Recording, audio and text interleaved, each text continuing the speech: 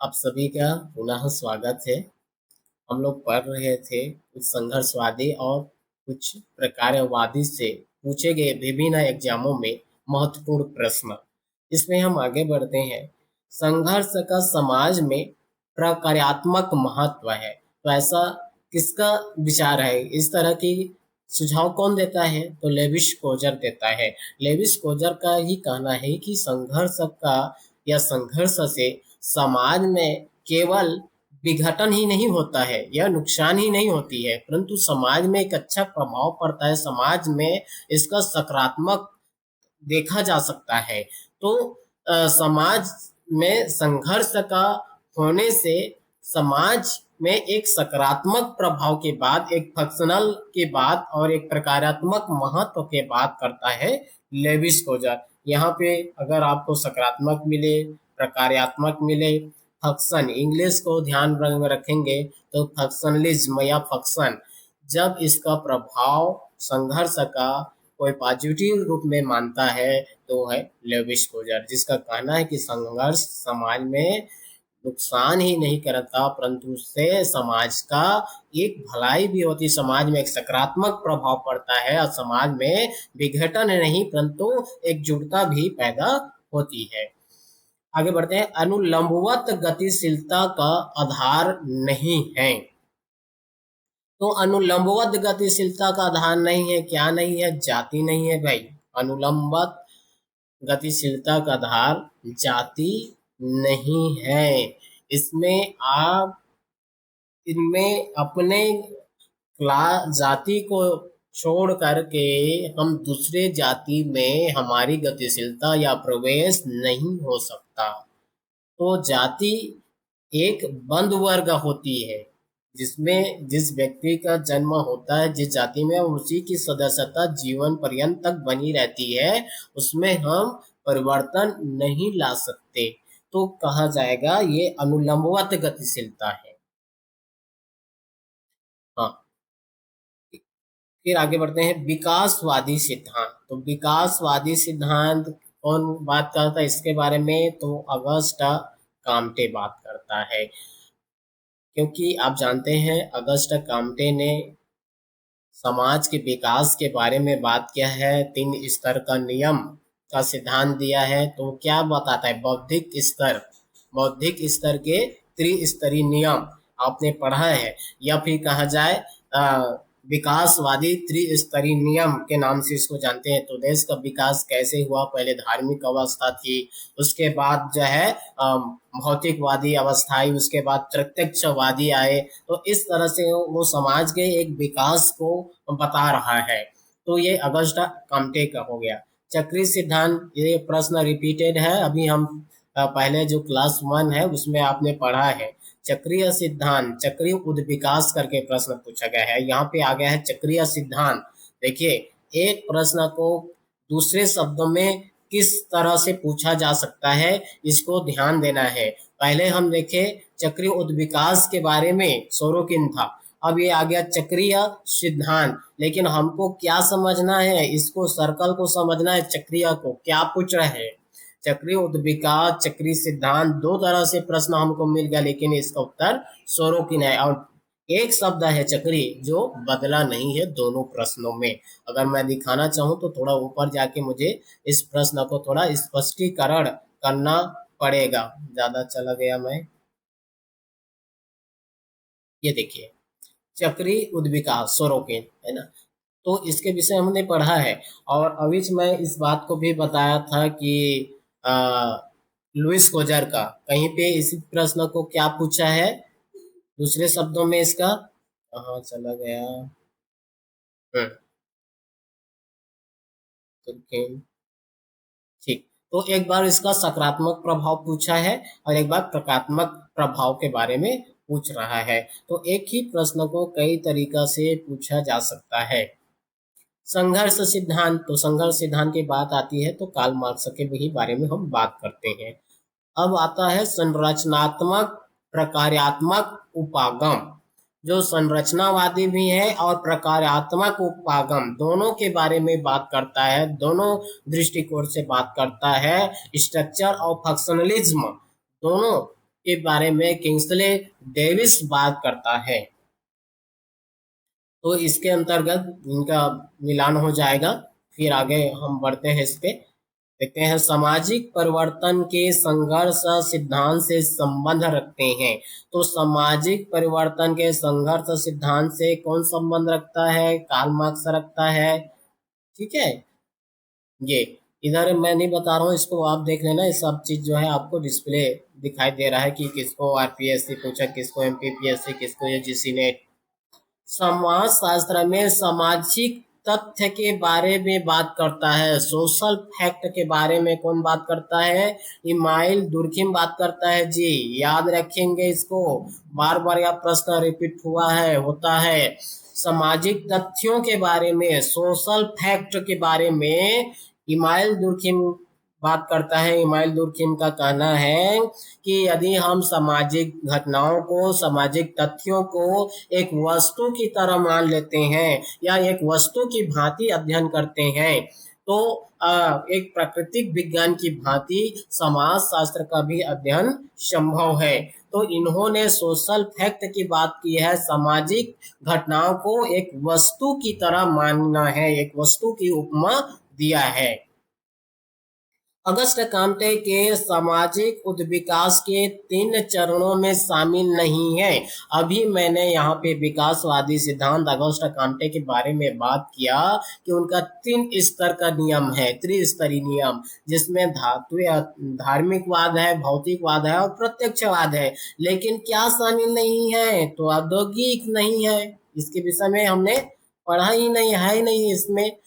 चलिए, हमारे पास 4 क्लासिकल सिद्धांतकार है, ठीक है, 4 जो है शास्त्रीय सिद्धांतकार हैं, क्लासिकल सिद्धांतकार हैं, जिन्होंने समाज शास्त्र को अत्यधिक प्रभावित किया है।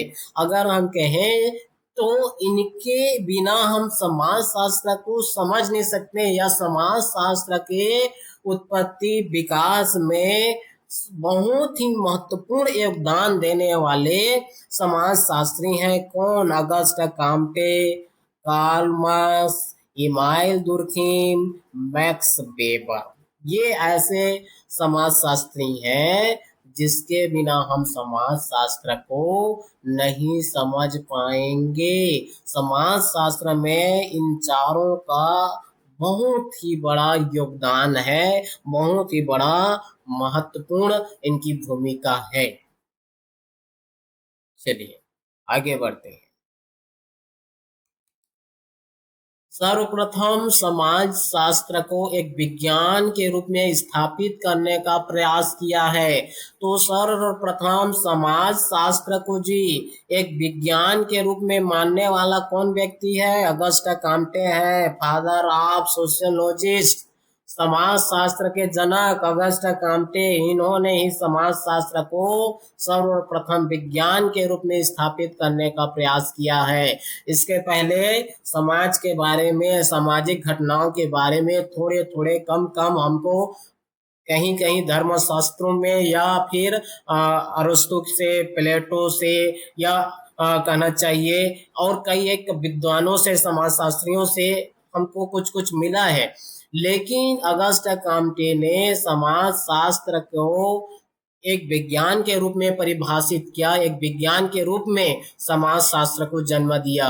समाज के बारे में हमको थोड़ी बड़ी जानकारी कहीं कहीं मिलता है, लेकिन वैज्ञानिक ढंग से प्रस्तुत करने का जो कार्य किया है वो अगस्ट काम्टे हैं। इन्होंने ही समाज शास्त्र को विज्ञान बनाने का काम किया है, और इन्होंने बताया, एक परिभाषा भी दिया है इन्होंने कि समाज शास्त्र सामाजिक प्रगति एवं विकास का समाज शास्त्र है। तो इस तरह हम बात करते हैं, तो समाज शास्त्र को एक साइंस के रूप में स्थापित करने वाला अगस्ट काम्टे हैं। अगला देखते हैं, आत्महत्या की दर व्यक्तियों के सामाजिक समूह में एकीकरण से संबंधित पाया है। ठीक है, ये किसका है? जहाँ पे आत्महत्या की बात आ जाती है तो हम सीधा समझ जाते हैं ये इमाइल दुर्खिम की ही बातें हैं, इमाइल दुर्खिम का ही विचार है। क्योंकि आपने फर्स्ट ईयर से लेकर के पढ़ते पढ़ते आ रहे हैं पूरा कॉलेज में समाज शास्त्र में, कि आत्महत्या की सिद्धांत, आत्महत्या की प्रकार, आत्महत्या की अवधारणा किसने दिया है? इमाइल दुर्खिम ने दिया है। पर हमको समझना है इन सेंटेंस को कि क्या बोल रहा है। तो आत्महत्या की दर व्यक्तियों के सामाजिक समूह में एकीकरण से संबंधित है। तो देखिए, आत्महत्या की जो दर है, प्रतिशत की कितनी ज्यादा आत्महत्या हो रही है, वह व्यक्तियों के सामाजिक समूह में एकीकरण से संबंधित है। जो इन्होंने बताया कि समाज में जितने ज्यादा एकीकरण होगा, समाज में एकता जितनी होगी, उतने ज्यादा आत्महत्या की दर कम होगा।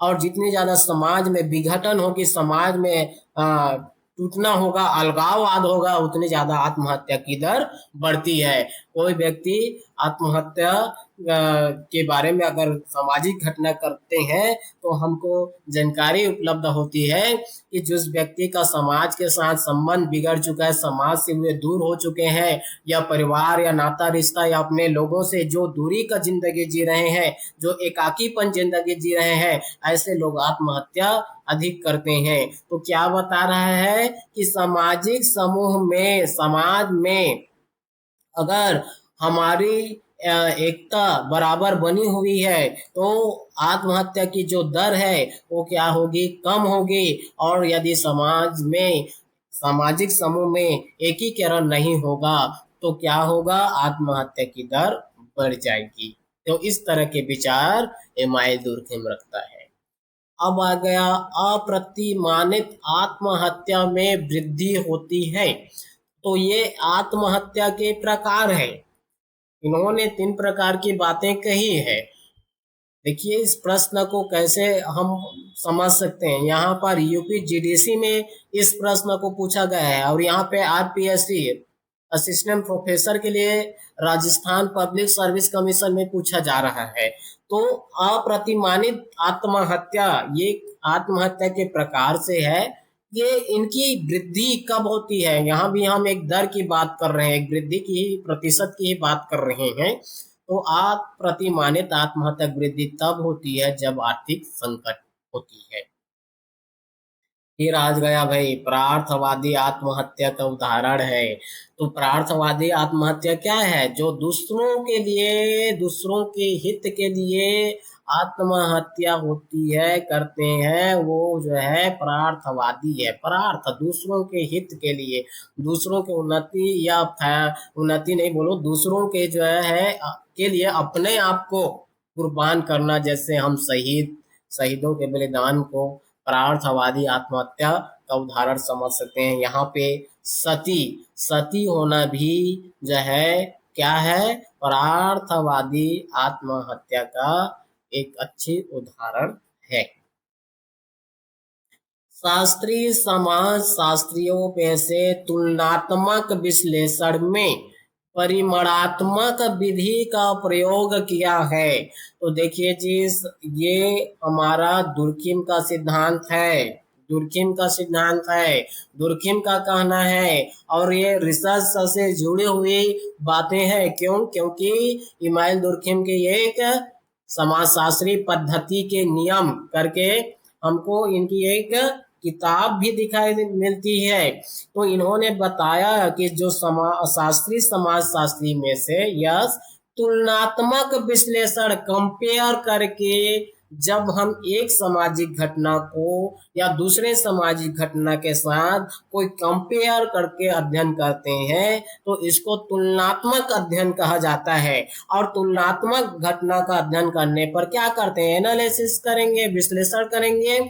तो इसके लिए हमारा जो परिणाम विधि आएगा वो उसके लिए गुणात्मक ना अपना करके हम क्या करेंगे? क्वालिटी को ना अपनाकर क्वांटिटी मेथड को अपनाएंगे, परिमाणात्मक विधि का प्रयोग करेंगे। इसी को बोल रहा है कि तुलनात्मक विश्लेषण में परिमाणात्मक विधि का प्रयोग किया है। तो किसने किया है? इमाइल दुर्खिम ने किया है। चलिए, समझ में आ रहा होगा। ये देखते हैं हम संबंध अंतर विधि का उपयोग किया है। बहुत बड़ा चीज है जी। दुर्खिम समाज शास्त्र में जलवा है, समाज शास्त्र में इतने सारे प्रश्न दुर्खिम से बनते हैं, बार बार विभिन्न एग्जामों में दुर्खिम से प्रश्न पूछा जाता है। हम यहीं से देखते आ रहे हैं, देखिए यहाँ दुर्खिम मिला, यहाँ मिला, ये सब उन्हीं का है, और ये भी अलग अलग राज्यों में इस प्रश्न को पूछा जा रहा है। तो सहसंबंध अंतर विधि, आपने सहसंबंध के विषय में भी पढ़ा होगा। ये फाइनल में रिसर्च दिया है, फिर एमए में हम रिसर्च के भी बारे में पढ़े हैं। तो वहाँ पे एक सहसंबंध की चैप्टर मिली है। सहसंबंध क्या होता है? एक चर जब दूसरे चर को प्रभावित करता है या एक चर में परिवर्तन होने से दूसरे चर में भी परिवर्तन होता है, तो उनके बीच में हम सहसंबंध स्थापित करते हैं। तो सहसंबंध अंतर विधि का उपयोग करने वाले हैं, सहसंबंध अंतर विधि का उपयोग करने वाले हैं दुर्खिम भाई। ओके, चलिए फिर आ गया सामाजिक स्थिरता और सामाजिक गतिकी का सिद्धांत प्रस्तुत किया है। किसने किया है? अगस्ट काम्टे ने किया है। अच्छा, तो सामाजिक स्थिरता और सामाजिक गतिकी का सिद्धांत अगस्ट काम्टे से मिलता है। चलिए इस पर आप लोग जो है अध्ययन करते रहिए। नेक्स्ट वीडियो पे फिर मिलते हैं।